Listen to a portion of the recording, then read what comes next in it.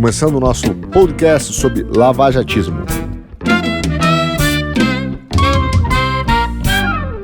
Bom, o Brasil tem um problema grave de maturidade institucional, né?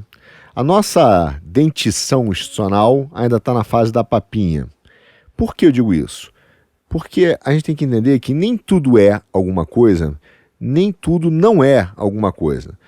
A gente sabe que existe a corrupção no Brasil, óbvio, mas também podemos dizer que tudo é corrupção, e essa é a parte do nosso problema. A gente pensa que tudo é corrupção ou acha que nada é corrupção. Como é que a gente diferencia?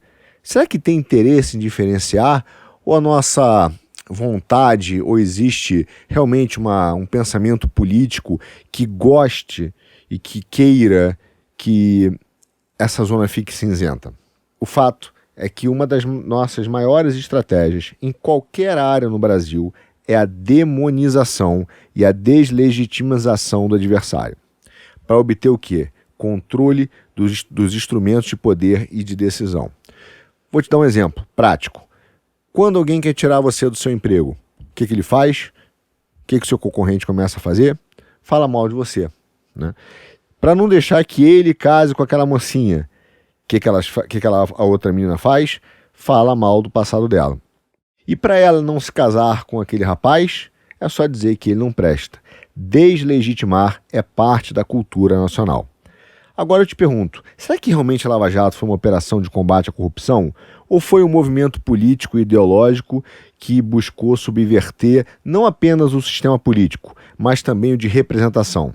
Será que a operação foi um instrumento de forças econômicas para obter domínio de um controle político? Ou foi realmente uma chance do Brasil ser um país finalmente livre da corrupção e completamente ético? Agora, por que uma operação desse tamanho só teve um paralelo no mundo inteiro, que foi a Operação Mãos Limpas na Itália? Será que o Brasil é um país à frente de todo mundo? Será que só existe corrupção no Brasil e na Itália? Por que só as empresas brasileiras quebraram?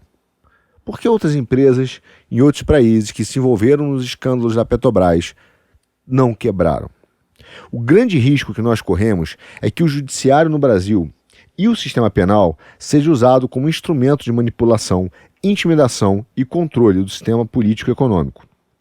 E o que você vai entender agora é o porquê de, em todo lugar que tem valor geopolítico e estratégico, a pauta anticorrupção é extremamente forte. O que está por trás disso tudo?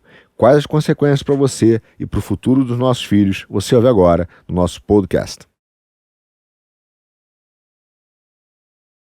A gente vai dividir esse podcast em alguns grandes blocos. O primeiro vai ser o contexto do combate à corrupção. Nele você vai entender exatamente como essa ideia do combate à corrupção surge não só no Brasil, mas no mundo. E ele tem importante valor para se entender o que aconteceu no Brasil. Depois vamos falar de um contexto de justiça. O que é isso? O que é a lei? Qual a importância disso, dessa interpretação e dessa percepção para que a operação desse certo ou que ela virasse um instrumento político? Também vamos falar dos meios usados, os meios jurídicos usados pelo lavajatismo para que a gente pudesse obter os resultados que foram pretendidos. E, finalmente, nós vamos entender quais são os objetivos reais e o que significou essa operação ou esse movimento ideológico. Então, começando pelo nosso primeiro bloco, vamos falar sobre o contexto do combate à corrupção. Primeiro é importante entender que o mundo não lutou contra a corrupção sempre. Aliás, pelo contrário, o mundo já foi muito favorável a algumas práticas que hoje nós consideramos corruptas ou erradas. Por exemplo, em 1980, que não faz tanto tempo assim, você sabia que a França permitia que as propinas pagas no exterior pelas empresas francesas fossem descontados do imposto devido ao governo francês? Ou seja, você poderia pagar uma propina no exterior e esse valor seria descontado do imposto de renda devido por aquela empresa ao governo francês. Ou seja, havia um valor, uma ideia de que a prática eticamente condenável hoje tinha um valor estratégico para alguns governos. Também não é curioso, se você olhar as notícias do jornal, que os lugares utilizados para abrigar alguns dos recursos ilegais sejam exatamente estruturas jurídicas e econômicas criadas por países europeus. Como costumo dizer, você nunca ouviu falar de alguém que tinha uma conta secreta em um banco do Piauí ou uma empresa no Maranhão. Geralmente, essas empresas e essas contas estão no exterior, sob uma jurisdição europeia ou de países colonizados ou de governo europeu. Ora, o que mudou de lá para cá? Você acha que o mundo teve uma crise ética e de repente percebeu o tamanho do mal que estava fazendo? A verdade é que não. O que começou a mudar e incentivou todo esse processo foi a queda do Muro de Berlim, em 1989. A partir daí, a gente começou a ter um movimento realmente maior, mais revolucionário no sentido econômico, que foi a tal da globalização, que tem a ver com a integração dos mercados financeiros, a integração das indústrias, do comércio entre os países, do início da expansão de empresas multinacionais para começar a segmentar a sua operação em diversos países. Ou seja, produzia o seu bem em um determinado país, vendia em outro e tinha sua sede num terceiro e pagava geralmente impostos até num quarto. Ou seja, houve uma fragmentação dessa estrutura empresarial em diversos países do mundo. É claro que isso foi feito aos poucos, mas ela começa, por exemplo, com a OMC, no ano seguinte, que é a Organização Mundial do Comércio. A OMC é fundada com esse nome, repaginada, a partir exatamente da queda do Muro de Berlim, em 1989, com essa integração do comércio. No ano anterior, de 1989, foi fundado o GAFI. E o que é o GAFI? Ele é um organismo elaborador de políticas que atua visando gerar vontade política necessária para realizar reformas legislativas e regulatórias nas áreas, por exemplo, de lavagem do dinheiro e terrorismo. Quer dizer, o GAFI, quando você começa a ter essa integração dos países, essa possibilidade, essa rede que está integrada de mercado financeiro, de produtos, o GAFI começa a surgir para criar práticas, e não apenas boas práticas no país. Veja a definição, da sua essência quando ele é formado. Ele é um organismo que visa elaborar as políticas, visando gerar realmente vontade política para realizar reformas legislativas. Quer dizer, ele elabora a política, ele cria uma pressão política para que os países, então, façam as reformas legislativas dentro do programado pelo GAFI. Então, o que nós começamos a ver é o entendimento dos países, mais especificamente, dos órgãos ligados à ONU, onde o GAFI foi criado, da ONU para regulamentar o fluxo de capitais, o comércio, a integração entre esses países.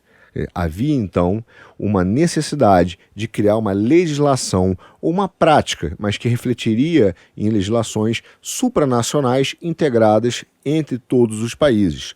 Isso é importante entender que, quando a gente fala nisso, a gente não está falando só de boas práticas, mas está falando de uma legislação em comum. Só que isso não é votado democraticamente, muito embora pareça. É claro que os países com maior poder econômico, maior poder político, e nesse caso a gente está falando, evidentemente, de poder bélico, maior representatividade mundial, vai acabar impondo a sua vontade com alguma aceitação ou flexibilidade em algumas matérias, mas, via de regra, usará de pressão política ou econômica para que os demais países de menor porte acabem aderindo às regras que eles impõem. Entendendo isso, a gente começa a perceber que essa globalização, junto com o interesse das grandes corporações em fazer essa expansão quase que multiaxial, feita em várias direções, onde ele bota ou começa a comprar a produção dele num determinado país, revender em outro e ter sua sede num terceiro, como falei anteriormente. Quer dizer, esses interesses dessas grandes corporações, assim como a integração do sistema financeiro em sistemas de tecnologia, em bolsas, em sistemas de alta frequência, né, bolsas eletrônicas, e desse fluxo de dinheiro que começa a circular quase que instantaneamente no mundo e realmente funciona funciona dessa maneira, né, de forma quase instantânea, porque estamos falando de integrações tecnológicas que operam em milissegundos entre continentes e entre países. Então essa integração financeira começa a criar uma exportação da regulamentação e da regulação dos mercados. Porque uma vez que você tem todos esses sistemas integrados, o que você precisa fazer? Uma nova lei, você precisa de um novo órgão que vai normatizar e vai garantir uma padronização, uma planificação regulatória. Só que existe um problema. Não basta você ter o poder regulatório dos mercados. Não basta você ter apenas o poder de regular o comércio. Você precisa também garantir que você tem um poder punitivo. Porque uma vez que em determinado país ou uma determinada instituição de algum país ou multinacional ou que está em diversos países começa a fazer práticas não aderentes àquela regulamentação que você pensou, você tem que direta ou indiretamente poder exercer, né, um poder punitivo. Ou seja, você tem que ter a capacidade de exercer um poder punitivo para que garanta o cumprimento da regra supranacional. Nesse sentido, e essa é uma opinião, é que a ONU é uma fraude jurídica, ou seja, ela foi criada para evitar, né, uma nova guerra, então para harmonizar os países para que nós pudéssemos viver em paz. Ela vem, né, na linha dessa Primeira e Segunda Guerra Mundial e de repente ela começa a expandir o seu poder, expandir as suas atribuições, se apoderando então das decisões jurídicas internacionais, que vai paulatinamente, né, passo a passo, usurpando das soberanias locais. Então vai se apoderando, né, de decisões, criando comitês, criando fórum, mas que no final das contas são as grandes potências, quem tem mais força econômica e política para exercer a sua vontade, retirando dos países autonomia e soberania de decisão. Ou seja, o que a gente vê é uma exportação de regulamentação, uma exportação de decisão para a ONU e alguns países europeus e americanos, né? Ou seja, nós estamos falando aqui de um conflito das decisões jurídicas, que são as forças políticas, para garantir a expansão econômica que está ligado à força econômica. Daí começaram a surgir também os acordos de cooperação internacional. Por quê? Porque nem sempre a ONU ou aquela decisão ou aquela regulamentação ou aquela norma supranacional consegue ser imediatamente colocada em prática. Algumas serão colocadas em práticas em acordos internacionais, outras você vai ter que fazer acordos de cooperação entre órgãos, por exemplo, de controle. E aí surgiram, por exemplo, os acordos internacionais de cooperação. Exemplo, recuperação de ativo, investigativo, de bloqueio de bens.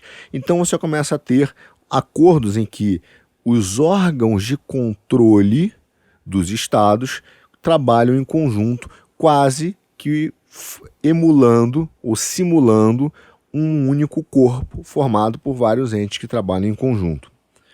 Entendido isso, você vai começar a perceber que todo esse sistema que foi montado a partir de 89, 90, com a queda do Muro de Berlim, ele vai ganhando uma estrutura e densidade, mas ele ainda não ganha intensidade.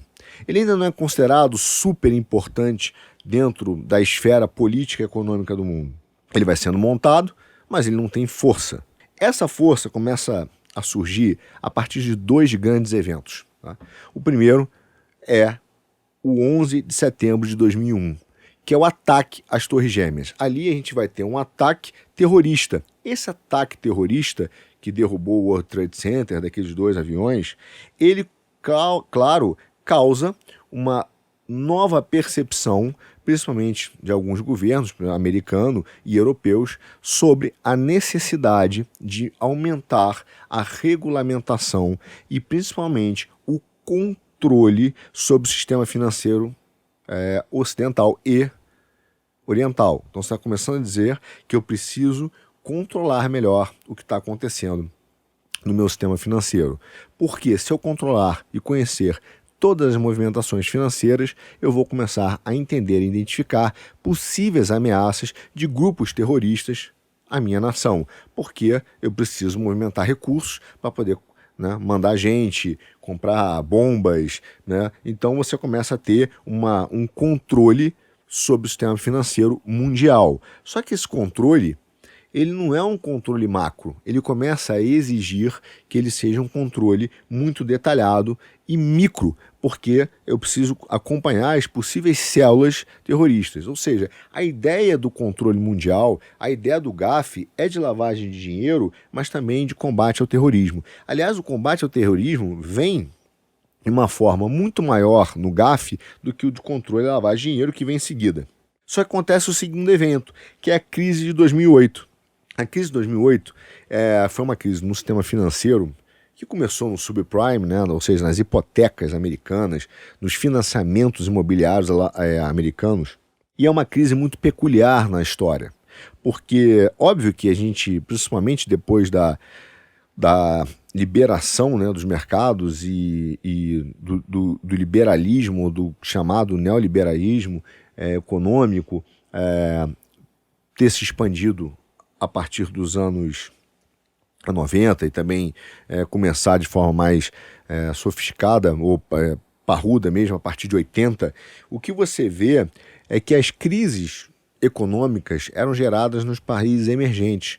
Ou seja, você teve a crise do México, você teve a crise da Argentina, você teve a crise da Rússia, você teve algumas crises econômicas importantes, mas todas elas foram na esfera dos países emergentes. A crise de 2008 ela é diferente. Ela é uma crise no epicentro do capitalismo mundial. Ela é uma crise que inverte geralmente o fluxo de recursos que você vê numa crise. Quando você tem uma crise em países emergentes, o que você vê? Você vê a retirada do dinheiro dos países emergentes para buscar a segurança que sempre foi atrelada aos grandes mercados mundiais, principalmente se a gente está falando de Estados Unidos e Europa, até num movimento chamado o voo, né, para segurança, o voo para liquidez, o voo para qualidade. Eu vou direto ali para ficar na qualidade, porque aquilo ali tem baixa rentabilidade, mas é muito seguro e eu estou num lugar que os meus recursos têm segurança. A crise de 2008 foi o contrário. Ela gerou uma brecha na segurança do sistema financeiro exatamente dentro dos mercados americanos e dos mercados europeus, colocando em risco grandes instituições, centenárias algumas, bancárias, de seguro, imobiliárias. Houve uma grande quebra da confiança no sistema financeiro mundial. E aí é interessante observar que essa quebra no sistema financeiro mundial inverte o fluxo, quer dizer, os emergentes começam a receber fluxo e o dinheiro às vezes não tem muito para onde ir, porque se você pensa, se lá nos Estados Unidos e lá na Europa nós enfrentamos um problema, imagina o que deve acontecer nos outros países. Então há um grande pânico na indústria de 2008 e então a legislação tanto americana quanto europeia, os reguladores, são chamados a atuar para socorrer tanto financeiramente grandes grupos, quanto para aumentar a regulação e a regulamentação sobre todo o sistema financeiro. Nesse momento, juntando esses dois grandes eventos que acontecem num intervalo relativamente curto da história, a gente está falando em 7 anos, 2001 e 2008, o que nós vemos crescer de forma absurda são os sistemas de compliance, a famosa indústria de compliance que explode nos Estados Unidos, explode na Europa e chega ao Brasil também com muita força. O que começa, ou o que tem por trás da indústria de compliance? Ela começa com uma ideia muito razoável, porque se percebe duas coisas. Primeiro, no ano de 2008, que algumas das empresas, dessas grandes empresas, tinham políticas de risco, tinham políticas de controle de responsabilidade dos recursos, que a regulamentação do país era clara sobre certas atividades que aquela empresa tinha que manter, mas ela de alguma forma não cumpriu, simplesmente não quis cumprir, ou foi leniente, ou ela foi não leniente, ela foi irresponsável, ou foi omissa, né, no cumprimento daquele dever regulatório. Então a indústria de compliance, ou a ideia de um departamento de compliance, vem para garantir que as práticas da companhia, as práticas dos funcionários estão em conformidade com a legislação soberana, ou seja, de um país. Então, isso vai garantir que um departamento de compliance possa alertar, por exemplo, o conselho de administração, os reguladores, né, os funcionários, que eles não estão em conformidade com o que a legislação pede. Isso daria uma maior segurança ao sistema financeiro. Da mesma forma, você começaria a identificar nessa indústria do compliance eventuais práticas, né, ou mais práticas de funcionários ou diretores que poderiam estar agindo contra o próprio interesse da companhia, contra a legislação em vigor para obter benefícios próprios. Por exemplo, dando mais risco ou causando mais risco à empresa para poder ter um salário, um bônus melhor, né, fora daquilo que era o padrão. Essa é a ideia inicial do compliance, que é uma ideia bastante razoável, mas ela tinha um cavalo de Troia aí, uma evolução que não foi para um caminho bom. Ela começa dessa maneira. Então você vai criando dentro das empresas uma pequena ilha de quase uma auditoria, mas que ela está, na verdade, olhando sobre a esfera de todo o ordenamento jurídico do país, as práticas que poderiam estar sendo cumpridas ou não por departamento ou por pessoa. O que acontece é que essa evolução dessa área vai trazendo, vai tornando, né, o departamento de compliance cada vez mais independente de toda a companhia, de toda a gestão. E os reguladores percebem que eles conseguiram, então, ter pequenas células do Estado dentro de cada empresa. E que essa célula do Estado, ela virou quase que um departamento normativo, obrigatório, e que não tem mais nenhum vínculo de bônus, não pode ter mais nenhum tipo de acréscimo de salário ou de remuneração em função do desempenho da empresa, porque o papel daquela célula agora não é só alertar a administração ou eventuais diretores sobre mais práticas ou práticas que estão em desconformidade com o que a companhia deveria estar fazendo e com a lei manda. Não, mais do que isso. Esse departamento de compliance agora vira alguém que está observando, um pequeno Big Brother, observando o andamento da companhia e começa a ter uma obrigação de comunicar tudo aquilo que ele acha que pode estar sendo feito de forma ilegal. Porque não cabe a ele julgar se é ou não é ilegal, mas cabe a ele observar. E ele, ao invés de alertar agora diretores, conselho, ele pode até fazê-lo, mas ele tem um dever também de avisar os reguladores de que algo vai errado. O que acontece nesse modelo inicial?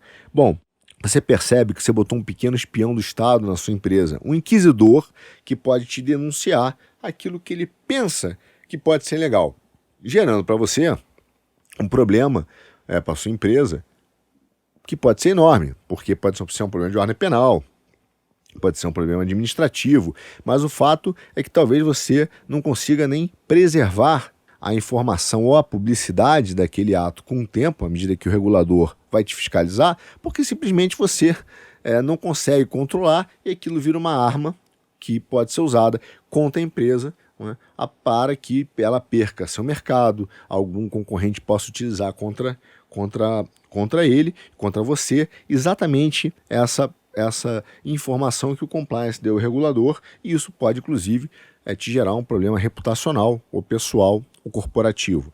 Então a gente começa a gerar um inquisidor que tende, com o tempo, até, né, à medida que a gente vá exigindo, ou se preocupando, ou pesando, ou confiando tanto no sistema penal, daqui a pouco isso é uma célula de fiscalização e com poder de polícia dentro das companhias. O fato é que, voltando à nossa boa e velha ONU, a ONU, então, sobre esse prisma da necessidade de controle pulverizado, do medo do terrorismo e das crises financeiras, ela vai avançando no seu sistema de controle e regulamentação dos mercados de capitais e das organizações multinacionais, e ela começa não só a garantir que há, nesse fluxo de recursos e de movimentação de comércio entre países, uma correta forma de operar, né, de atuar para evitar o terrorismo, evitar a lavagem de dinheiro, mas ela também tem agora dentro garantias ou meios de pressionar reguladores locais para que a concorrência intra-empresas, quer dizer, intra-países, dentro do país, quer dizer, que essa concorrência de empresas também se dá da melhor forma possível, de acordo com uma legislação supranacional. E aí a Convenção das Nações Unidas forma um grupo que chama UNODC, que a tradução pode ser dita como Convenção das Nações Unidas contra a Corrupção. Quer dizer, de alguma maneira, essa ideia do terrorismo e da lavagem de dinheiro, ela se estende para o problema da corrupção, como uma prática que tiraria, por exemplo, a competitividade de certas empresas internacionais. Porque imagina, você tem uma empresa internacional que atua, por exemplo, aqui no Brasil, e ela então tem que manter boas práticas porque ela responde a isso no exterior, tá? E ela então tem que atuar de forma correta. Ela até 80 não precisava, agora ela precisa. Aliás, até 80, se ela fosse francesa, ela seria beneficiada, quer dizer, ela teria um desconto na sua tributação por ser corrupta, ela tinha um incentivo.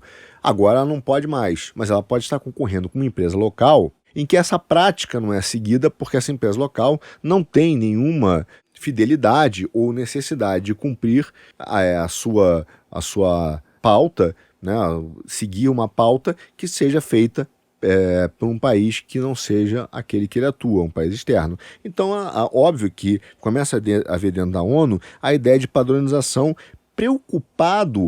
muito preocupado com a concorrência de empresas internacionais com empresas locais. Quer dizer, a ideia da corrupção ser um problema vem sim do controle, né, do terrorismo e da lavagem de dinheiro e dessas relações de compliance que começam a exigir das empresas internacionais um alto padrão caso elas queiram, né, atuar em outros países. Então elas precisam garantir que as locais também seguirão esse padrão. É essa hora que entra essa pressão e esse comitê para começar a criar essas práticas supranacionais. Observa, por exemplo, nos Estados Unidos, até em 2001, um pouco depois, foi criado exatamente o Pacto Anticorrupção e o Antiterrorismo, né, o Pacto Patriótico, que é para as empresas assumem que vão atuar de forma correta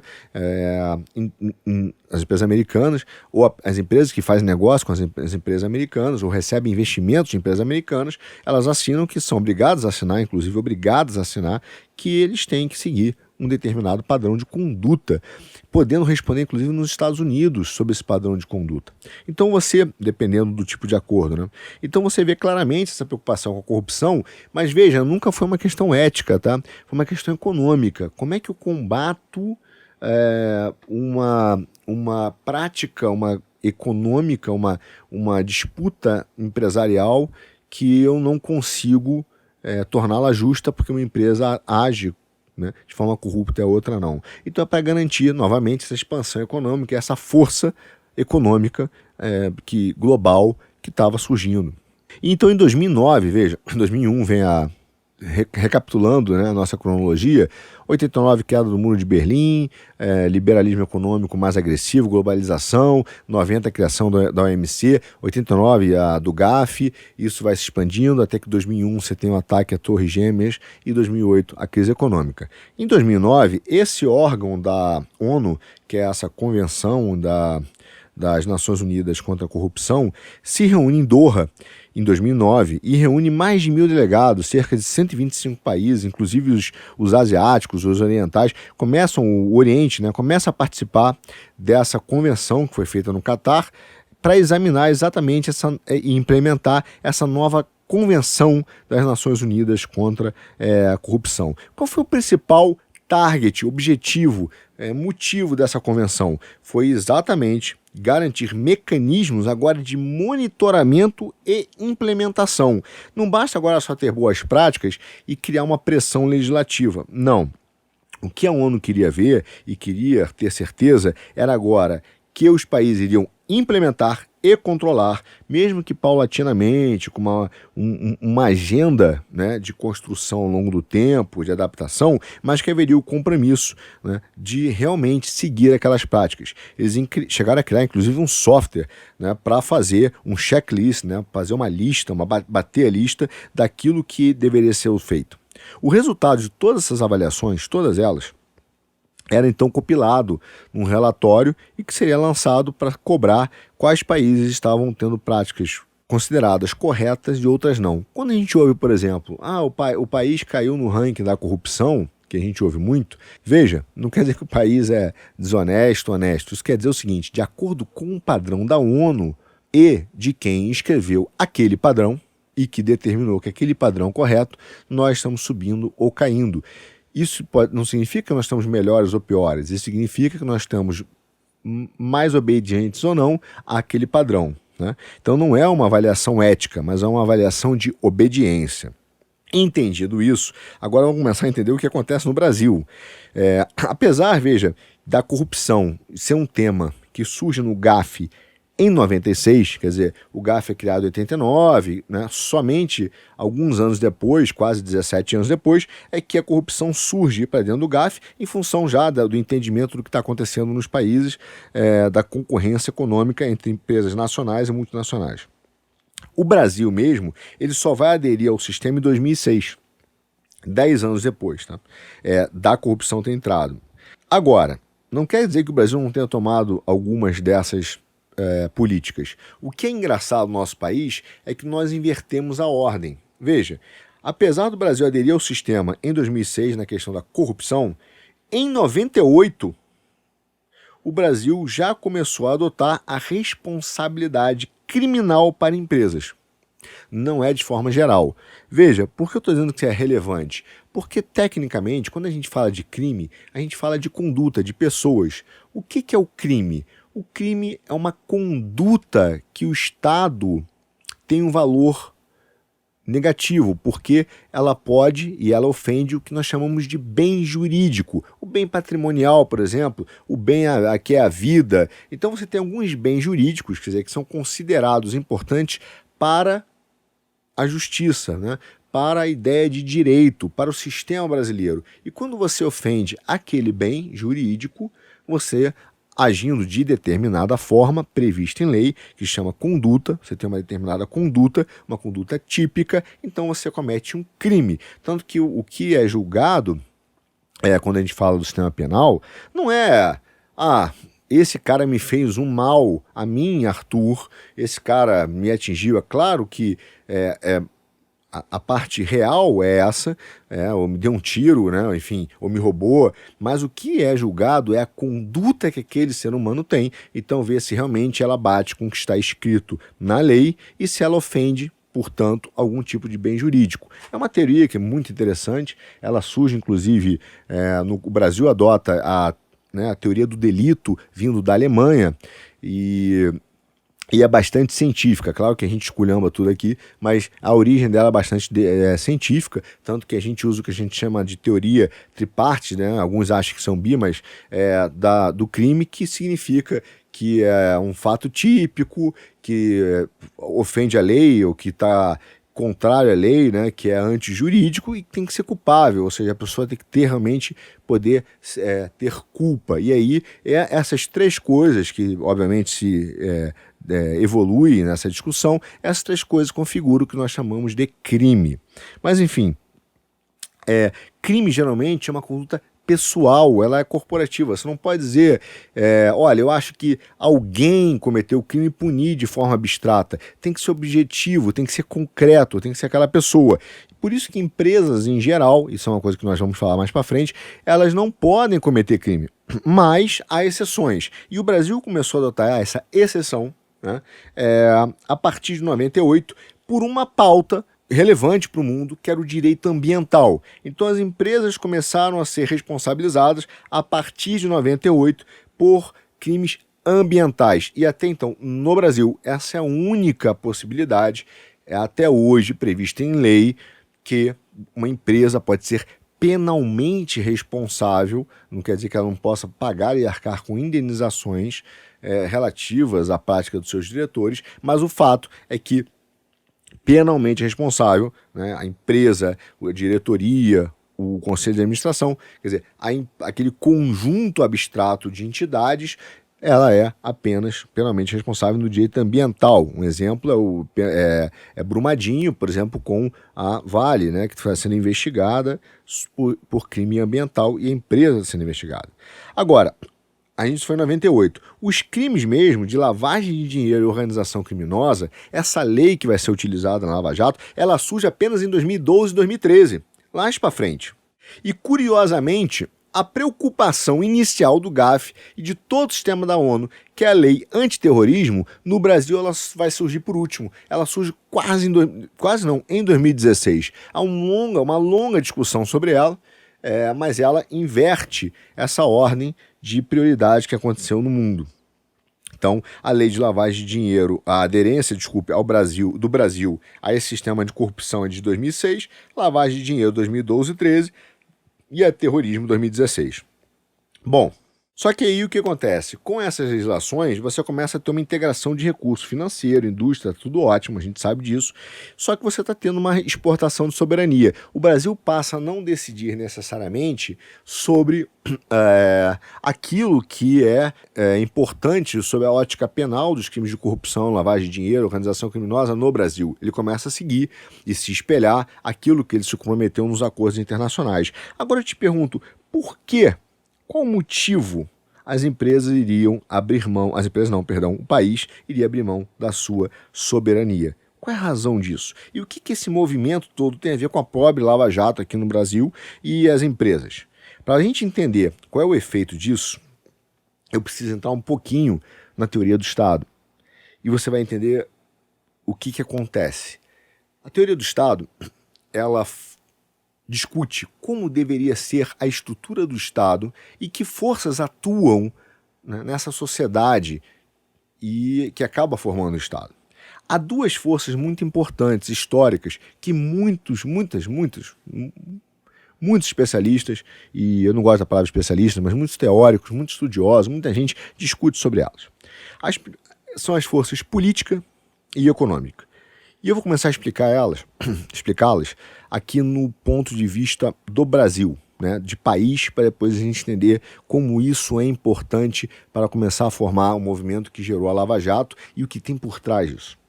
A força política e econômica, elas vivem em tensão, em conflito. Por quê? Entenda. Primeiro, a força política é a capacidade de fazer leis, então, portanto, e executá-las, né? Então você tem os três poderes. O legislativo faz as leis, o executivo, né, executa o que é papel do governo, que se chama executivo, e o judiciário julga eventuais divergências, conflitos que possam surgir no ordenamento brasileiro e, dependendo da instância do judiciário, até mesmo questões que são constitucionais ou não constitucionais, isso é o papel do Supremo Tribunal Federal. Pois bem, o fato é que essa força política, ela que faz as leis, ela tenta, sim, e claro, limitar a força econômica, que é exatamente o poder de grupos econômicos para fazer o que quiser, né? Então há uma limitação, você não pode fazer tudo o que você quer, mesmo na economia. Então a ideia do liberalismo total é um absurdo, e eu vou te explicar por quê. De uma forma que inclusive vem da liberdade individual, chamado paradoxo da liberdade, que é o seguinte: imagina que cada um pudesse fazer qualquer coisa, ou aquilo que ele tivesse vontade de fazer. Ninguém tem um limite da lei. Naturalmente, o mais forte, fisicamente, por exemplo, um critério, irá dominar o mais fraco. Então, se os mais fortes se unem, eles irão dominar o mais fraco fisicamente. E aí você não tem a liberdade, você tem a escravidão. E é por isso que a gente fala que entre a liberdade total, na liberdade total, só a lei realmente liberta, porque ela bota uma fronteira na qual alguém o mais forte não pode passar. E isso garante que o mais fraco, então, tenha a sua liberdade, você tem uma liberdade plena. Fazendo uma extrapolação, é claro que isso também existe no campo econômico. Por isso que existe a lei de abuso do poder econômico. Você não pode ir além. Você não pode ser, porque você é o cara mais forte, fazer tudo o que você quer. Então, essa ideia da força política limitar a força econômica é para que certos monopólios, por exemplo, os oligopólios, não existam e também não tomem conta do Estado e mesmo dos cidadãos, a ponto de criar uma tirania econômica, impedindo outras pessoas de prosperar ou fazendo falsas escolhas. Exemplo, se quiser você não precisa passar fome, tem que ter um salário, mas o salário, por exemplo, insuficiente até para você comprar minimamente um prato de comida. Então, é óbvio que você tem nenhuma falsa escolha, né? Você não tem escolha nenhuma, né? Ou você trabalha e ganha e come mal, ou você não come. Então, você não tem uma real liberdade. Nesse ponto, é um exemplo, nesse ponto, a lei, ela entra, a força política entra para limitar e civilizar a força econômica. Tá? Em contrapartida, o que você tem? Claro, os grupos econômicos tentam dominar o Estado. Para quê? Para tirar o seu poder e deixar que eles ajam cada vez mais livres e tente, então, impedir o Estado de criar, ou pelo menos vai alterando o limite dessa barreira jurídica. O que acontece? Né? Ela, então, ele quer tomar conta da legislação e dos poderes de fiscalização. Isso ocorre em todos os países, tá? Todos os países. O fato é que por isso que o poder político é tudo. O poder político é chave para o controle do poder econômico. Você entendeu agora porque tem tanto partido liberal por aí? Você tem tanta gente que fala que são empresários, agora eu vou para a política, porque existe movimentos, não sei o que, livre, laranja e tal. Na verdade, é uma tentativa dos poderes econômicos de reduzir o poder político, né? E tomar conta do poder político. Agora, qual o poder mais importante, qual o poder bonzinho ou o poder malzinho? Isso não existe. O fato é que a gente tem que compreender é que o perigo mesmo para qualquer cidadão é que ou o poder político ou o poder econômico fique descontrolado. Na verdade, então é isso que você precisa. Você precisa de que tenham barreiras que respeitem a liberdade individual, né, os direitos do indivíduo, para que o poder político seja controlado e poder econômico seja controlado. Ou seja, tem coisas que nem o Estado nem o mercado podem fazer, né? Então eles são sim submetidos a um direito maior do que eles, que é um direito transcendental. Entendido isso, olha o que acontece no campo econômico. Na medida que a gente abre os mercados e os mercados começam a acontecer, o que você vê? O que você percebe nos mercados internacionais? Olha, as empresas estão indo, mas o poder político ficou lá. As empresas estão sendo multinacionais entrando nos outros países, mas o poder político não. Então você precisa, e guarda bem isso, que esse fluxo de dinheiro, de capital, ele seja controlado pela mesma equipe, pelo mesmo time, pelo mesmo cérebro que está liberando o capital econômico. Porque senão eu estou dando meu dinheiro para alguém controlar. Agora, olha que interessante, né? A ONU e esses estados maiores não querem dar o dinheiro deles para que a gente possa controlar de acordo com as nossas leis. O que eles querem é que eles controlem o jogo econômico e as regras do jogo e que o nosso dinheiro seja controlado por eles. E isso é que tem por trás nesse momento onde você tem essa tensão, exatamente essa tensão entre as forças econômicas, entendeu? E aí é importante entender o seguinte: se você está pensando, e às vezes você fala, vamos fazer uma justiça para o mundo, será que isso, como seria um mundo justo, um mundo com um único sistema de justiça? Isso é impossível. Isso vem desde Hobbes, e Hobbes já falava isso na sua teoria de justiça e soberania. É impossível você ter um Estado, ou pelo menos acordos internacionais, ou um sistema de justiça global sem ter um Estado global. Você não consegue ter um sistema de justiça global sem ter um grande Estado global. Então, como você não consegue ter um Estado global, a ONU imita esse papel de Estado global, mas que, na verdade, quem decide ali são 2 ou 3 ou 4, né, os 4 maiores, que realmente mandam nesse Estado global. E aí, então, eles fazem essa emulação do Estado global para criar um sistema de justiça global e que vai chegar aqui por imposição, por pressão econômica ou por pressão política. E veja, isso aconteceu no sistema econômico brasileiro. Quando você pega, por exemplo, o que o economista Laro Rezende fala, num dos seus livros, é muito interessante, ele fala o que realmente nós vivemos. Quer dizer, o Brasil sempre pegou carona no campo econômico, tá? Nesse ciclo de liquidez internacional. Quer dizer, nós não tivemos um projeto de desenvolvimento de independência. Nós sempre pegamos carona. Sempre foi sob a tutela integral da aliança do Tesouro Nacional com organismos internacionais. E essa foi sempre a opção dos liberais. Eles sempre jogaram nossa força econômica para a tutela internacional, para o cuidado internacional. Então a gente está sempre seguindo as políticas internacionais, o que os grandes países determinam que nós façamos. Então a gente joga esse centro econômico para lá. A gente concordou que a nossa força econômica fosse guiada, então, pelos países da aliança lá da ONU, e, obviamente, a gente fica com uma soberania aqui, mas a soberania jurídica está sendo esvaziada. Então, por exemplo, em nome da causa ambiental, que é um exemplo, você tem a responsabilização penal da empresa, que é uma exceção. Agora, a coisa não vai somente nessa dimensão. Veja, a gente está caminhando cada vez mais para essa exportação e essa convergência de legislação. Você tem no Brasil, por exemplo, a FGV, que é uma fundação teoricamente liberal, com estudos de direito aprofundado sobre a responsabilidade penal das empresas, do conselho de administração, dos diretores por omissão. Ou seja, o Brasil está se preparando o seu solo para em breve aumentar o seu sistema penal para as empresas. Isso tem caminhado. Né? Agora, a pergunta que a gente tem que fazer é como é que vai ser usado isso politicamente e economicamente? Quer dizer, quais são as condenações que serão feitas corporativas? Que modelo é esse? Né?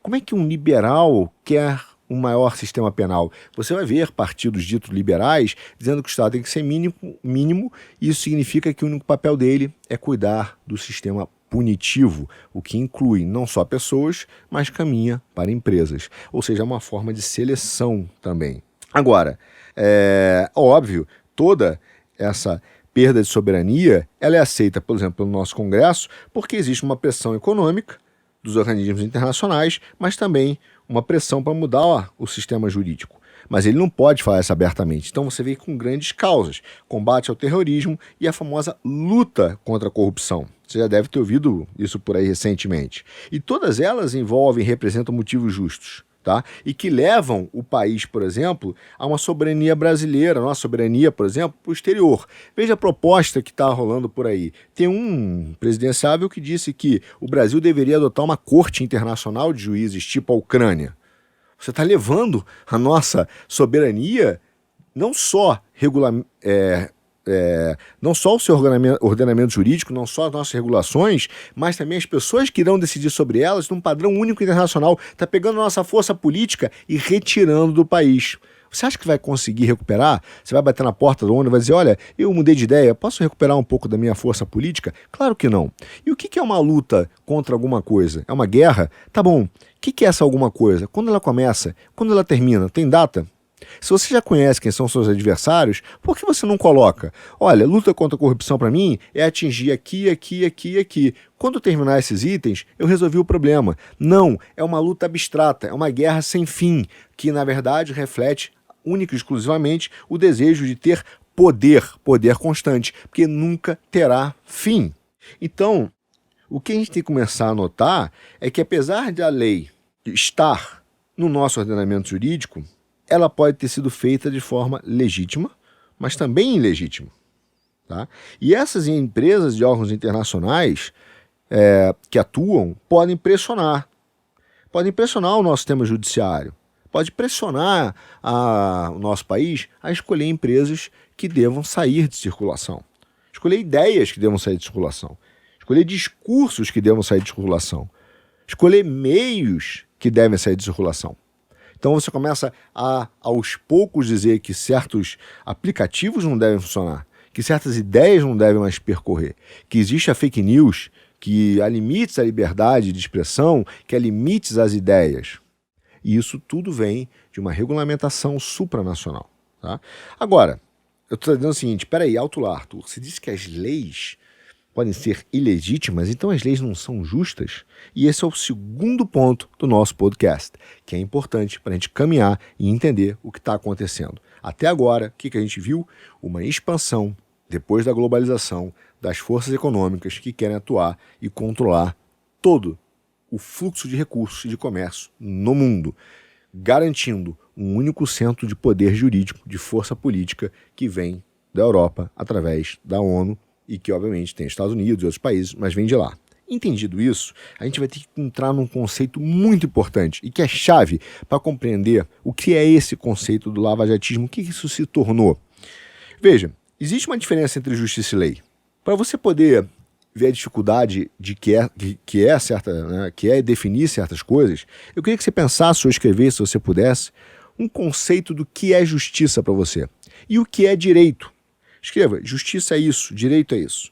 Veja, não é um processo fácil, é muito mais difícil do que a gente acha. Em geral, quando nós falamos justiça, quando o povo fala justiça, a gente está pensando numa justiça transcendente, a gente está pensando numa justiça perfeita, correta, absoluta, que é aquela de justiça divina, transcendental, quase que o direito natural, né? Aquele direito que a gente extrai e tenta entender de Deus. Mas isso é que tem a ver quando nós pedimos justiça. Mas isso não está relacionado com a lei. Por quê? Porque a lei, ela tenta ser justa, mas ela não é a justiça. Ela tenta se aproximar do que é justo. Mas a lei é inspirada. Já foi até inspirada no direito natural. Já foi inspirada. Mas hoje, quando a gente fala de justiça, é uma coisa. Quando a gente fala de lei, a gente fala de uma lei, desde o iluminismo, a partir da razão, do pensamento. Ou seja, de uma convenção feita no parlamento, na Câmara dos Deputados ou no Senado. É a partir dessa racionalidade que é feita a lei. Agora vem uma pergunta muito boa, que é o seguinte: será que a racionalidade é uma base fiável, confiável para uma teoria da justiça? Pois é um tema muito controverso, que é para outro podcast, não vou entrar nele agora. Mas o fato é que essa racionalidade não leva a uma sociedade mais justa necessariamente. Por exemplo, existe uma teoria chamada teoria da escolha racional, que mostra, ela consiste, e que você, quando pensa racionalmente, o que de fato você faz é promover os próprios interesses, ou mesmo os interesses do grupo que você representa. Então você pode ter sim leis que são legais, mas não são legítimas, ou são ilegítimas, ou podem ser até legítimas, porque elas são fluxo de uma batalha de poder. Então, a lei, ela na verdade é a tradução de interesses de grupos. E é por isso que o parlamento é importante. E esse é o risco para o indivíduo. Pois quem faz a lei e quem executa tem sim o poder de definir, tem sim o poder de coagir e tem sim o poder de nos fazer submeter àquilo que foi aprovado sem ter o direito de resistir. Então, se a lei ela é apenas um capricho das pessoas ou de grupos, e pode ser um capricho de grupos internacionais ou um instrumento de exercício de poder que nos submete a uma vontade, essa vontade pode ser incerta, pode ser imprevisível, pode ser arbitrária, pode ser contrária aos nossos reais interesses. E por isso que ela vira uma manifestação de um grupo. E por isso que ela é um poder. E esse poder, claro, todo poder é uma necessidade social. A sociedade precisa do poder. Mas ele também pode ser um perigo social. Por isso que as vontades do momento, seja do povo, seja internacional, seja de grupos, não podem fazer as leis. Nós temos que buscar coisas, verdades mais eternas, que não sejam perecíveis. Nós precisamos de estabilidade ou segurança jurídica. Tá? Então, além desse fator, o que acontece se alguém age de maneira ilegítima, se usa o poder que é dado a ele de forma infiel? Isso também vai ser um assunto para outro podcast, não é de hoje. Mas o fato é que a gente sabe que todo sistema jurídico pode sofrer, sim, de um poder infiel. Agora, uma vez que você entendeu que a lei ela é resultado de interesses de grupos, ela também pode ser influenciada por princípios filosóficos. Aliás, ela é por ideias que afetam o que a gente chama de base do direito, tá? Que é a manifestação do poder, tanto na confecção lá no parlamento, quanto na sua execução, quanto no debate de controvérsias no judiciário. Peraí, Arthur, você está dizendo que então, beleza, a corrupção é ilegal, mas ela é justa? Claro que não. O que eu estou mostrando para você, tentando mostrar, é que essa ideia da lei é uma convenção racional sujeita a interesses e vontades, e a justiça é outra. E, portanto, essa sensação de injustiça que nós sentimos no dia a dia não tem nada a ver com o cumprimento ou falta de cumprimento da lei. Aliás, a sensação de injustiça é mais ligada à maneira como as coisas vão ocorrendo na nossa vida, o que nós experimentamos no dia a dia, como nós nos relacionamos com as instituições, com as pessoas, com o emprego, com o transporte público, com a nossa mulher, com o judiciário, quando a gente faz contratos, quando a gente compra imóvel. Essa relação de justiça tem mais a ver com como a vida vai correndo do que efetivamente com o sistema jurídico. Então, quantas vezes, por exemplo, nós vimos casos de injustiça? Nós vimos. E o que ela produz em nós? Raiva. Então a injustiça é muito ligada ao sentimento. A linguagem que nós temos quando nós vemos uma coisa e achamos injusta, a dificuldade que a gente tem de expressar, a dificuldade da nossa linguagem em detalhar o porquê aquilo é injusto é normal. Nós temos dificuldade de retratar, de explicar, e aquilo nos causa um mau sentimento, uma vontade de agir, de agredir, de corrigir. Isso aí acontece muito. Quantas vezes nossos filhos nos procuram com um sentimento de injustiça, mas se expressam mal, não conseguem explicar o que está acontecendo e acabam errando, porque acabam sendo injustos, apesar de terem sofrido uma injustiça. Isso é humano. E aí vem um ponto muito importante para você entender, que é o seguinte: é por isso que uma das exigências da justiça, ao fazer o cumprimento da lei, é que uma reclamação, uma denúncia, um pleito, ele tenha que ser feito com clara articulação e com minucioso exame que passa pela razão. Ele não pode ser feito de maneira apaixonada. Eu vou repetir. Quando você vai cumprir a lei, para que ela seja justa, a reclamação ou acusação tem que ser feita de maneira clara, articulada e que passe posteriormente pela razão, um minucioso e detalhado exame da razão. Nós sabemos que a nossa sensação de injustiça pode ter múltiplos fundamentos, tá? Ela vem de vários lugares e nós podemos não dar o nosso de acordo à eleição de um critério particular para que seja julgado se aquilo é justo ou não. Eu vou dar um exemplo muito clássico que eu gosto muito. Pega 3 crianças, o José, a Maria e o João, e uma bicicleta. O João fala o seguinte: eu tenho que ser o dono da bicicleta porque só eu sei andar de bicicleta. A Maria fala: eu tenho que ser a dona da bicicleta porque eu sou a mais pobre. Eu não tenho nenhum brinquedo. Todos os outros têm vários outros brinquedos. E o João fala: eu tenho que ser o dono da bicicleta porque eu construí a bicicleta. Ora, a gente está tentando definir quem deveria ser o dono a partir de 3 critérios: utilitarista, alguém sabe andar; igualitarista, eles têm muito mais do que ela; ou libertário, foi o que construiu a meu, eu faço o que eu quiser. O fato é que todos os 3 têm argumentos sérios a seu favor, mas só um vai permanecer, só um vai valer. De alguma maneira, baseado num critério de lei, até aquilo pode te gerar um sentimento de justiça, mas o fato é que há um critério. Então, para que nós possamos ter a justiça, a lei, que é um instrumento de poder e de interesse, deve ser aplicada, sim, mas a partir dessas exigências, que é objetividade, razão e ausência de emoção. E por isso que todo o processo deve ser guiado por um espectador imparcial, alguém que não está envolvido emocionalmente, não é que não esteja relacionado ou com interesses financeiros. Isso é uma pequenez na legislação brasileira. Não. Ele não tem envolvimento emocional. E é por isso que o Adam Smith criou a teoria dos sentimentos morais. Olha o que ele fala. Ele fala que ele entende que o teu sentimento moral pode ser uma conduta errônea. Você tem uma sensação moral de algo e aquilo é errado. A tua conduta sobre aquele fato que você observa é errado.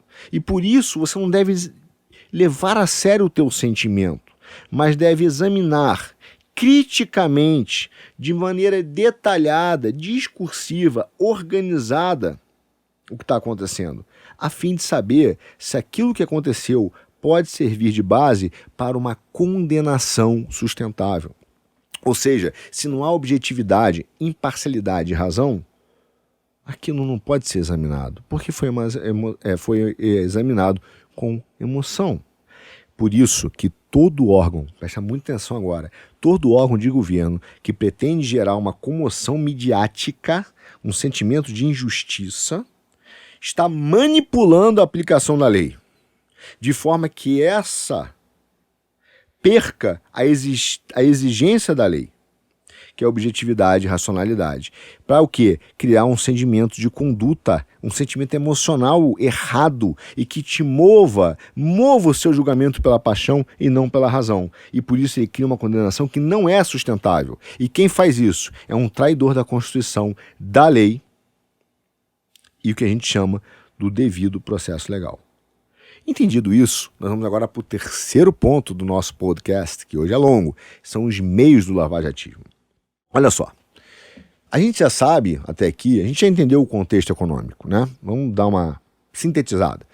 Nós tínhamos aí a vontade da ONU e de países europeus de transformar, através de acordos internacionais e de pressão econômica, transladar a soberania do Brasil para fora. Principalmente, não somente na sua regulamentação internacional de negociação de mercado de capitais e comércio, mas também no sistema punitivo. A gente já entendeu que um julgamento só é correto, só é justo, se ele for feito sem emoção, de forma racional e objetiva, porque senão ele é manipulável e ele pode não ser justo. Pois bem, os meios do que a gente vai chamar de lavajatismo, para depois discutir finalmente os objetivos, eles são bastante inovadores. Por quê? Eles tendem, sim, a manipular o sistema de justiça. Como? Criando a emoção. Ele precisa, e a gente vai falar isso aqui agora, criar emoção. Para quê? Para que o seu julgamento seja contaminado e você haja de forma impulsiva, respondendo ao seu sentimento de injustiça. Você entendeu? Ele precisa manipular o seu sentimento de injustiça para que você haja de forma impulsiva, para que você possa manipular o sistema jurídico.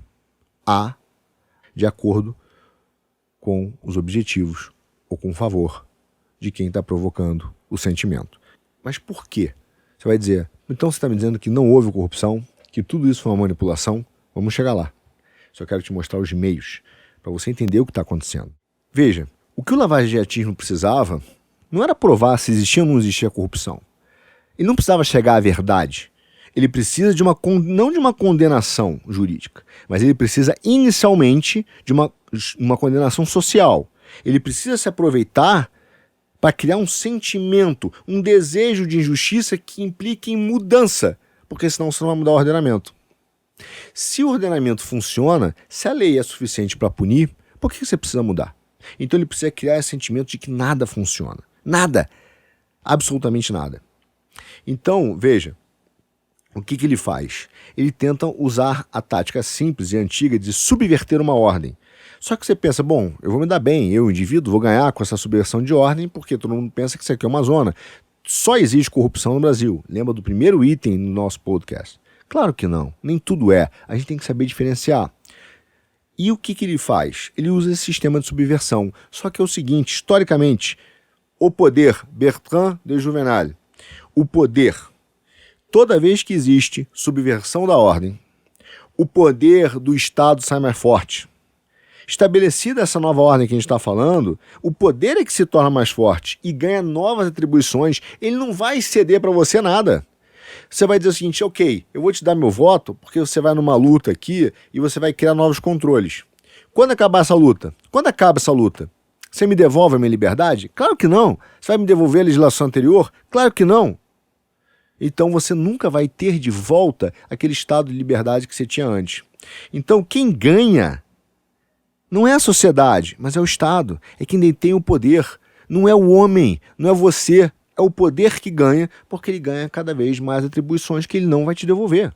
Então o sistema, ele não precisa de condenação, porque ele não está preocupado com a verdade. Ele está preocupado em denunciar. Pois o objetivo dele não é a justiça, mas é o aumento de poder. Ele precisa de novas leis que aumente cada vez mais o seu campo de atribuições. E para isso, se ele não conseguir, através da do sentimento do povo que empurra o parlamento para isso, então ele precisa tomar o poder de representação. Ele precisa invadir o parlamento, ter representantes no parlamento para que eles comecem, então, impulsionados por essa massa que não foi total, mas foi parcial, dê a eles o poder de mudar a lei e esvaziar o poder político, esvaziar o poder de representação, esvaziar o poder da Câmara, do poder executivo e colocar debaixo de um órgão de governo que vai ter novas atribuições e vai estar seguindo uma orientação global para que a força política seja transladada para o exterior de acordo com a força econômica. Você vai ter cada vez menos meios de garantir o seu emprego. É isso que eu estou te dizendo, de um jeito ou de outro. O fato é que o meio que foi usado para tomar o poder, e aí é realmente poder, é só você ver que subitamente muita gente resolveu ir para o parlamento, gente que era procurador, gente que era juiz, foi o que a gente chamou de guerra relâmpago. Veja, não era usar o sistema do jeito que ele funcionava, precisava alterar porque precisa de velocidade nessa transformação. Então se utilizou a guerra relâmpago, um choque psicológico, através da força, velocidade e superioridade de poder, que é o peso do Estado, usando com isso a imprensa, o sistema penal, o sistema civil, para você poder, então, implementar a sua vontade, criar um sentimento de injustiça completo para que as coisas possam acontecer na direção que um determinado grupo deseja. Não esqueça que nem tudo no Brasil é corrupção, e também não quer dizer que não haja, mas que a gente tem que diferenciar. A questão é, esse método diferencia? Claro que não. Vamos ver quais são esse tripé. O que é esse tripé que foi os métodos lavajatistas? Primeiro, como dito pelos próprios procuradores, eles fizeram um arrastão civil. O que é isso? Ora, imagina o seguinte, você acorda de manhã e você entra, não vou nem falar ainda das prisões, né? Estou falando da vida civil. O seu cartão de crédito foi bloqueado, da sua mulher também, a sua conta está bloqueada, pessoa física, retiraram o seu dinheiro preventivamente, com medo que você fuja, porque teoricamente você é um ladrão. Então, eles retiram, olha só, com medo de que você fuja, porque teoricamente você pode ser um ladrão, eles simplesmente retiram todo o seu dinheiro. Todo o seu dinheiro. Porque os valores pedidos são muito altos. E olha que louco, o fato dele falar que você roubou, sei lá, 10 milhões e você ter 10 mil reais na conta, significa que os 10 milhões devem estar escondidos em algum lugar. Não é que eles não foram roubados. Simplesmente como não acharam, significa que está escondido. Você entende a maluquice? Aí ele bloqueia toda a sua vida. Trava a sua possibilidade sequer de contratar um advogado, de pagar o seu aluguel, de pagar um cartão de crédito, a escola do seu filho, de pagar a conta de luz. Você vai precisar pedir favores. Então, há o arrastão civil. Ao mesmo tempo, a exposição midiática. Ele te joga na televisão. Para quê? Porque se você não tem mais o teu emprego, você foi afastado. Se não tem mais dinheiro, você vai trabalhar. Quem que vai te contratar? Ninguém. Então ele precisa te banir socialmente. Ele precisa fazer esse arrastão civil, que é da tua reputação, da sua vida, do sistema financeiro, você é expulso dos bancos, simplesmente você deixa de existir. Você não consegue sequer pagar o almoço da sua filha. Esse é o arrastão civil. O segundo modelo, o segundo pé, é o modelo de julgamento soviético. E não é um exagero. Se você entrar nos processos de Moscou, que são de 1936 a 38, veja qual é o tipo jurídico que é usado. Eu vou ler para você e ver se você não encontra alguma familiaridade. Esses julgamentos foram grandes acontecimentos mediatizados, com a sociedade como plateia, com difusão permanente na mídia, ocupando todos os debates, espaços noticiosos e sempre com comentários de especialistas, movimentos sociais e partidos políticos. Esses julgamentos públicos não tinham nada a ver com justiça. O objetivo dele era instituir um pensamento único de que havia uma injustiça no ar e que havia um culpado, e afastava aqueles que não estavam subjugados com uma determinada ideologia, por exemplo, o comunismo, no nosso caso, o lavajatismo. Quer dizer, o objetivo é criar um modo de pensar unificado e acrítico, já condenar as pessoas. Porque você vai ter especialistas comentando, cobertura ao vivo, grandes debates, plateia, tudo na mídia, cada passo do julgamento. Então o que você vê é uma vontade de moldar um pensamento a partir das emoções dos fatos, em que você começa a torcer, não julgar, torcer pela condenação. O que nós vemos é a politização da moral. É a politização da moral. Então, uma determinada pessoa já nasce condenada. Você quer ver um exemplo retórico que é agora moderno? Você pega, por exemplo, um procurador e ele está dizendo o seguinte, que o fato de um órgão colegiado no Brasil decidir pela absolvição de alguém mostra que eles estão liberando os culpados. Olha só que engraçado, olha como é puramente retórico. Se o órgão condenasse, ele ia dizer, viu, eu estava certo. Se o órgão absolve, ele fala, olha lá, eu estava certo. Liberaram o condenado. Ou seja, ele está sempre certo. O que a gente vê é o julgamento rainha de copas, em que a sentença acontece antes do julgamento. E esse foi um método foi criado a partir do uso do arrastão civil e da imprensa. Agora, você fala, mas tudo é assim? Claro que não. O fato é que quando a gente olha e todo mundo, né, mais de 400, 500, 600 processos têm a mesma maneira e todos são condenados, nós não estamos mais falando de diferenciação. A gente não está mais separando quem é e quem não é, quem acertou e quem errou. A gente simplesmente está dizendo, eu estou condenando em massa. Se você olhar a notícia, é uma investigação de mais de 400 processos, fora o que já foi feito. A ideia é de que é um negócio endêmico, não é. A ideia é que há uma vontade de condenar em massa. E para isso ele precisa de um outro método, que é o segundo método, né? Que é o terceiro, perdão, que é o método da coerção mental. Porque primeiro ele usa o arrastão civil, depois ele usa o mesmo processo de julgamento, a mesma estratégia jurídica de órgãos totalitários, e aí ele precisa provocar o sentimento em você. Precisa que você tenha esse sentimento. E aí vale a pena muito se inspirar e ler um livro chamado O Estupro da Mente, de Joost Meerloo. O Meerloo. É algo profundamente esclarecedor e estarrecedor, porque ele vai mostrando o quanto nós podemos ser manipulados, tanto individualmente quanto coletivamente. Quer ver, do mesmo jeito que o setor privado, né, se beneficiou com os avanços da tecnologia militar, os avanços da psicologia, por exemplo, e das técnicas de confissão de guerra influenciaram todos os métodos de interrogação no mundo. Aí você fala, peraí, cara, você está dizendo que o que foi feito numa guerra da Coreia influenciou a investigação e técnicas de confissão de delação aqui no Brasil? Sim, claro, ali foi militar e nem todas usaram tortura, são técnicas psicológicas. Claro que foram usadas em grande intensidade contra oficiais do exército, mas também que tem mentes preparadas para isso. Então você pode usar os mesmos princípios de lá, mas com menos intensidade e mais discrição, porque as nossas mentes não são preparadas para ser um prisioneiro de guerra, entende? Nós também somos sujeitos àquelas técnicas e princípios. Tanto que um dos presos, né, na Guerra da Coreia, acho que foi um coronel chamado Frank Schwabel, e ele falou o seguinte, as palavras eram minhas, mas o pensamento era deles. Olha só, as palavras eram minhas, mas o pensamento era deles. Veja, ele não foi torturado fisicamente, mas ele foi sugestionado através de técnicas de manipulação mental, não somente a confessar, por exemplo, o que ele confessou? Ele confessou que os Estados Unidos estavam fazendo uma guerra biológica contra a Coreia, mas detalhou, escreveu um depoimento, deu o depoimento, tá? Detalhou como e de que maneira os Estados Unidos estavam fazendo essa guerra biológica. E esse depoimento foi usado como propaganda política pela Coreia do Norte, né? Então o que o Frank teve de explicar depois nos Estados Unidos?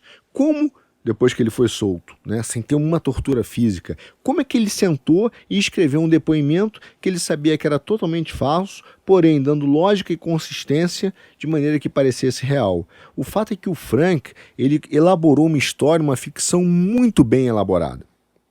E, obviamente, quer dizer, as pessoas em operações policiais não são prisioneiras de guerra, nem soldados, mas também não tem a resistência mental daquelas pessoas.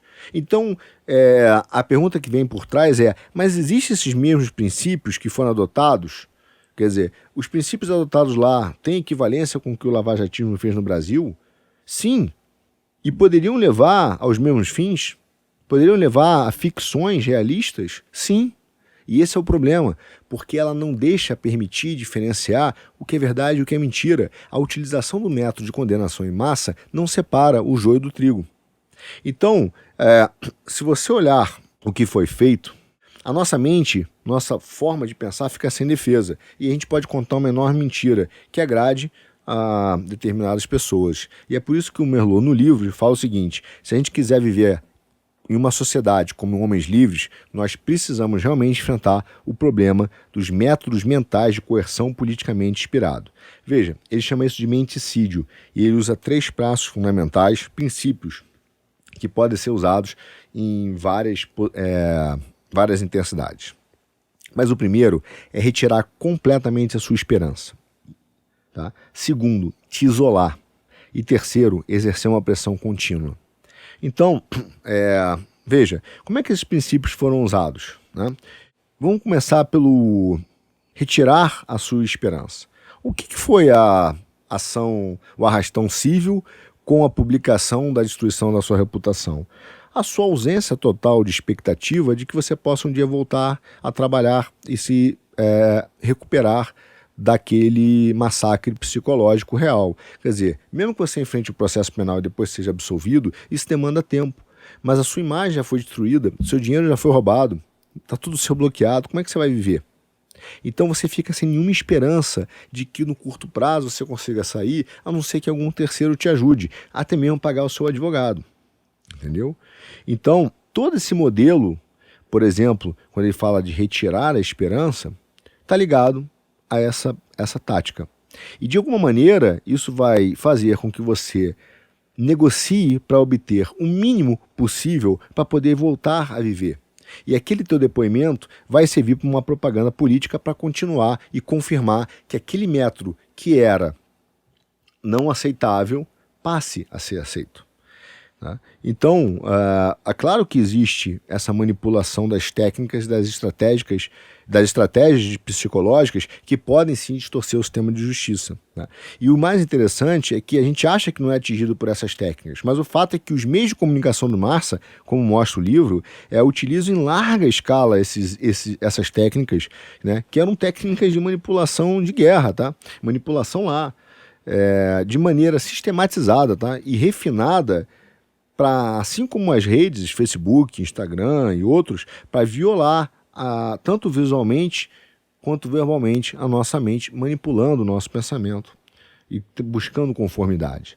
Tá? Então, veja, quando ele vai lá e faz retirar a esperança, a gente está falando dessa questão de destruir a imagem e inviabilizar a vida, não só dele, mas da família.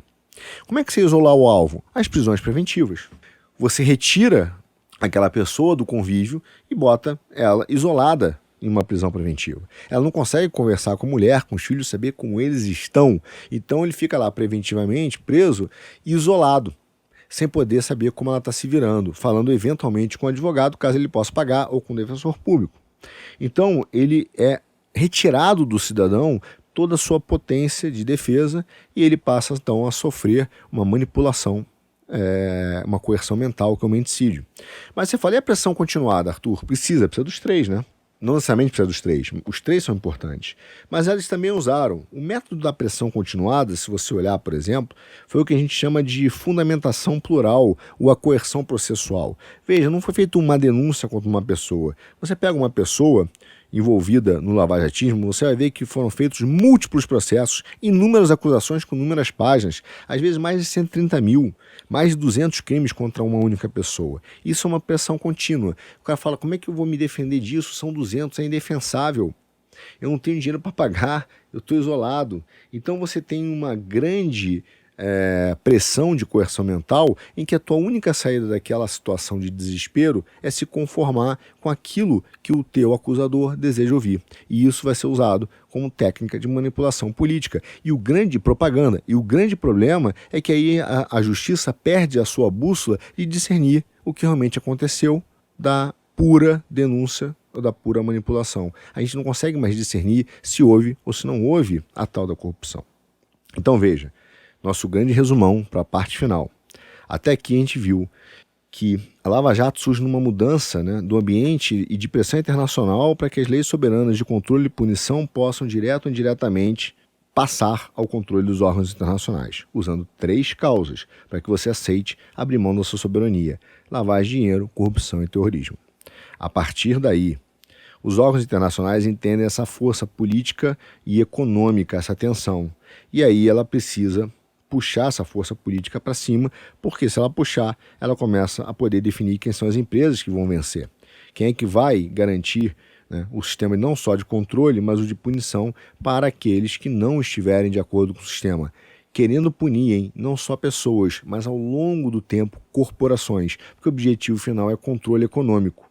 Por fim, como ele faz isso? Como a justiça ela exige aquela objetividade e racionalidade, ela viola, quer dizer, o lavajatismo usou a violação das técnicas, a violação da justiça através das técnicas das guerras relâmpagos e da manipulação psicológica. Então usa uma técnica relâmpago de guerra com manipulação psicológica tanto dos envolvidos quanto do público, né, para obter um sistema de confissões continuadas onde eu não consigo mais diferenciar o que aconteceu, do que é verdade, do que é verdade, quem fez o quê, porque não importa. O meu objetivo é pressionar numa onda tão grande que eu tenho um objetivo final de mudança de legislação ou tomada do sistema de representação.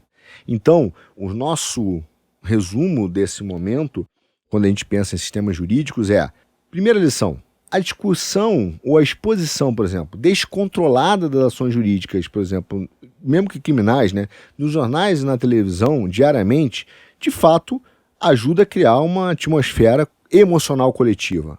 Nós vimos isso. O Merleau fala isso no livro. Se você for expor continuamente ações jurídicas e criminais, a mídia e jornal debatendo todo dia, isso vai gerar uma atmosfera emocional coletiva, né, que vai na direção de quem conta a história. Segunda lição que a gente tem dessa até agora, e que o Merleau também fala, é a nossa tendência de trocar discussão jurídica. A gente não está mais preocupada pelo mérito, a gente chama de tecnicidade. Isso é um detalhe. O que vale é a discussão da mídia nos jornais, no rádio, na televisão. E essa discussão enfraquece a nossa capacidade de ver o que é justiça e o que é verdade, porque nós estamos emocionalmente envolvidos, cegos pela paixão. A terceira lição de tudo que vimos até aqui e do livro é que seria mais justo e eficiente se essa discussão de mérito acontecesse após o veredito final, punindo ou não. Mas a gente fala, o processo é longo, então você precisa antecipar a condenação a partir da sua emoção. Então veja, tudo isso a gente chegou para a primeira grande conclusão do nosso podcast. O que é o lavajatismo jurídico? O que foi? Olha só, sempre que a gente observar a utilização da lei para subverter aquela exigência da justiça, que é a eliminação do espectador imparcial, razão e da objetividade, pela provocação de sentimentos morais errôneos e da criação de um senso de injustiça no público, nas pessoas, através da mídia de massa, dos jornais, fazendo aí se valer da múltipla acusação, de meio de coerção mental, de meio de coerção processual, além da morte civil e reputacional, para obter essa guerra relâmpago, com velocidade e força contra um alvo previamente escolhido, independentemente do seu julgamento, nós vamos estar de frente com esse novo sistema que foi criado de coerção, de manipulação, que é o lavajatismo jurídico. Agora você pode falar, a gente está entrando na última fase, que é esse grande objetivo, e ele é rápido. O nosso objetivo é o seguinte: você pode perguntar, puxa, Arthur, mas não houve nenhum caso de corrupção? E eu volto a dizer várias vezes, deve ter havido. O fato é que a gente não conseguiu diferenciar, e a verdade é o seguinte, é que ninguém realmente se preocupou com isso. Veja, há uma criação de uma pauta anticorrupção, sim, mas não para entender realmente a corrupção, mas para realizar o movimento que é do interesse das grandes corporações globais, que é essa ideia dessa unificação legislativa da força política de um Estado global emulado, simulado, e que põe, então, um sistema total de coerção e perseguição acima da livre iniciativa. Então a gente está sujeito a isso. E aí você fala, puxa, mas será mesmo? Quer dizer, os sistemas internacionais estão tão interessados em criar esse sistema de controle econômico global. Vou te dar um exemplo. Olha o movimento que tem para utilizar a pauta corrupção para implementar essa intervenção internacional. Você quer ver? Entra aí no Google, põe aí no Google, dia 6 de fevereiro de 2022. Corrupção corporativa na África do Sul demanda ação global em resposta. Uma matéria de jornal. Eu vou repetir o título. Corrupção corporativa na África do Sul demanda ação global em resposta. O que ele está dizendo? Ele está dizendo, lá na África do Sul nós temos uma corrupção corporativa das empresas. Precisamos intervir. A lei maior tem que entrar. Provavelmente a soberania africana, da África do Sul, está resistindo a mudanças regulatórias. É preciso criar uma causa que crie sentimento em todos nós e um senso de justiça numa intervenção numa nação soberana. Puxa, é só na África do Sul. Então entra aí, no mesmo dia. Olha que coincidência, no mesmo dia, a corrupção sequestrou a Colômbia. O jornal Correio Brasiliense. A corrupção sequestrou a Colômbia. Você está vendo? Que coincidência, a mesma pauta, alguém sequestrou, precisamos lutar contra esse inimigo, o país não consegue viver dele sozinho, não consegue se livrar, precisamos da ajuda de fora. Que coincidência, né? Só falta aqui no Brasil ter um juiz propondo a causa anticorrupção com juízes internacionais, por exemplo, da Ucrânia. Opa, peraí, acho que isso aconteceu, né? Acho que isso está acontecendo. Ainda bem que a Ucrânia não está em nenhuma disputa territorial internacional, né? Eu acho que está, né? Errei de novo. Olha que grande coincidência. Agora repara, onde tem valor geopolítico, estratégico, tem a pauta anticorrupção. Tem a pauta da intervenção. Tem a pauta da necessidade da intervenção. Veja, a pauta está sendo usada para a integração política e econômica em um único bloco. Por isso que eu digo, a ideia de se houve ou não houve, ela é uma farsa. O lavajatismo nunca se preocupou realmente com isso. O que ele está preocupado é em tomar o sistema de representação e alterar a lei. O sistema de representação é o parlamento. Ele quer tomar o legislativo, ele quer tomar o poder político para um grupo de técnicos ou tecnocratas, procuradores e juízes, para colocar o sistema político nacional fora. Tirar da gente o direito de representação. Você quer ver uma coisa? Quantas pessoas morrem no Brasil com tráfico de drogas? Qual foi o tamanho de operação que você viu equivalente a Lava Jato no tráfico de drogas? Muito embora tenha várias operações de apreensão na Polícia Federal, mas que nunca tenha sido dessa dimensão midiática. Você viu uma operação desse tamanho contra as organizações, utilizando lavagem de dinheiro, acordos internacionais? Não. Há operações grandes, sim, pontuais, pega um cara ali e tal, mas não é sistêmica. Não existe a luta contra as drogas ou contra o tráfico. Não existe a luta contra o tráfico de armas, por exemplo. Quantos morrem no Brasil por ano de tiros de fuzil? Quanto o Brasil trafica de armas? Não importa, você entendeu?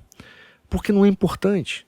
O fato é que, se você notar, você reparou, por exemplo, que todas as empresas do Brasil que se internacionalizaram, construíram um aeroporto em Miami, também fizeram obras um tanto estranhas, como em Cuba, Mariel, né?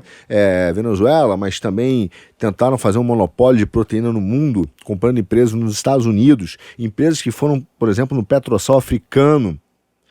Todas essas empresas, construtoras e instituições financeiras que se internacionalizaram para os Estados Unidos, América do Sul, Europa e África, todas foram alvo da operação e todas foram levadas à falência. Nenhuma sobreviveu. Apenas a Petrobras, que é do governo, e mesmo assim perdeu bilhões. Veja, as empresas internacionais que estiveram envolvidas no escândalo da Petrobras quebraram? Nenhuma. Pagaram multa. Quantos executivos internacionais foram presos? Como é que esses acordos internacionais funcionaram de cooperação para prender e criminalizar os executivos lá fora? Agora eu te pergunto, quantos segredos empresariais brasileiros foram divididos com os órgãos internacionais, como quais são os nossos campos de petróleo, custo de projeto, tecnologia de engenharia, tecnologia da exploração de petróleo, construção de metrô, obras. Quer dizer, Quanto isso tudo foi dividido com grandes órgãos internacionais e empresas a título de transparência e compliance. Você quer ver um exemplo? Pega a Passadina, a tal da refinaria comprada pela Dilma. Olha só, se a Petrobras pagou, acho que foi $1 bilhão, não me lembro, vamos supor que seja 1 bi, e ela custava 500, significa que ela tirou do bolso 500 milhões a mais. Alguém recebeu. Quem recebeu? Era uma empresa americana que era a dona. Essa empresa está na Lava Jato? Essa empresa sofreu processo nos Estados Unidos? Porque se a propina voltou para o diretor, alguém pagou. E só pode ter pago quem recebeu. A gente não tem notícia do que aconteceu. Todas essas empresas que estão envolvidas, Suíça, Holanda, elas fizeram um acordinho e saíram de lado. Elas continuaram a existir. Elas continuaram o seu processo.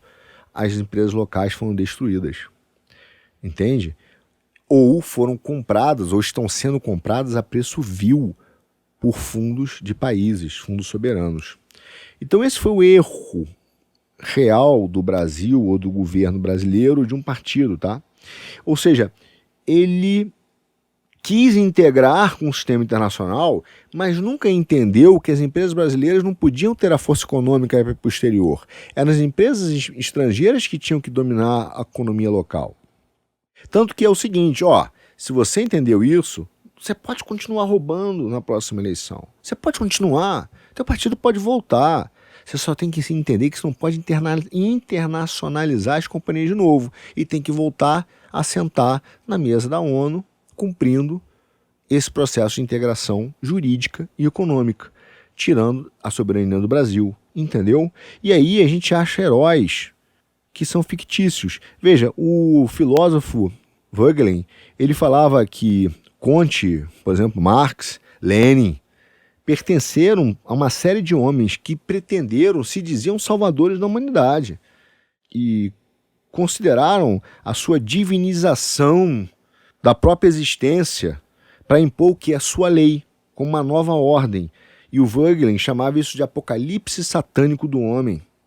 Então, olha, essa ida que a gente está vendo de procuradores para a política não é um ato isolado, é o uso do sistema jurídico para criar emoções que, se não geraram efeitos imediatos no parlamento, tem que, de alguma forma, capturar o sistema de representação política e colocá-lo debaixo de um órgão de coerção, que é o Ministério Público ou procuradores em geral, né? Então, o que você está tentando dizer é o seguinte: vamos botar o sistema de representação e tomá-lo, porque nós podemos fazer as leis de coerção, com apoio das massas, nós, o povo. Então, é uma tamanha força, né, que vai passando quase como um tsunami, que tende a calar todo mundo que denuncia a perda da soberania do Brasil, o sequestro dos instrumentos de Estado, o sequestro da possibilidade de competição econômica, tirando toda a possibilidade da gente ter meios políticos e econômicos de competir, de criar o nosso desenvolvimento. Então há uma absorção do poder político de representação, sim, gerando um novo princípio de legitimidade da autoridade política. Veja, o nosso grande risco nesse sistema todo, grande risco nessa história, é que o judiciário e o sistema penal, como disse no início, seja usado como instrumento de manipulação, intimidação e controle do sistema político-econômico, retirando a liberdade do indivíduo em prol de uma luta que não terminará nunca, e a cada momento ele vai dar um passo para retirar cada vez mais da autonomia do indivíduo até planificar a sociedade. Então, quando a gente fala de lavajatismo político, que é a segunda e última definição do nosso podcast, ele é o seguinte: sempre que a gente observar a utilização do sistema judiciário para provocar sentimentos, de novo, morais, a fim de criminalizar o parlamento, com o objetivo de subverter o sistema de representação e capturar os meios legítimos de força política e legislativa, com o objetivo de impor novos meios legais de coerção e redução da liberdade individual, através das novas atribuições e expansão do poder de perseguir e punir, estaremos de frente com o lavajatismo político. É muito importante entender que o grande objetivo desse sistema foi a utilização de uma causa global, a fim de impor novas forças políticas, que são as leis, para transpor a soberania do país, a capacidade de decisão de governo, da nação para um organismo internacional, de maneira que ela pudesse, então, controlar não só a força política, como chave da proteção da sua força econômica internacional, em essência normativa e punitiva. E é por isso que o lavajatismo e a atuação política do sistema penal e de alguns juízes não deveriam nos servir de exemplo, mas de lição e alerta.